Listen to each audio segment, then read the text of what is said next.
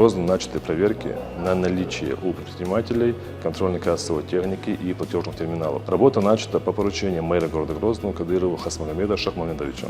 Для мониторинга и обеспечения оснащения торговых точек необходимая техника, и мэрия Грозного создала межведомственную рабочую группу, которая уже приступила к работе. В рамках ее деятельности разработан план-график мероприятий. Согласно данному плану проводятся выездные проверки торговых объектов и разъяснительная работа с предпринимателями, у которых отсутствуют терминалы. Следует отметить, что в городе наблюдается положительная динамика. На сегодняшний день терминалами оборудовано большинство торговых точек.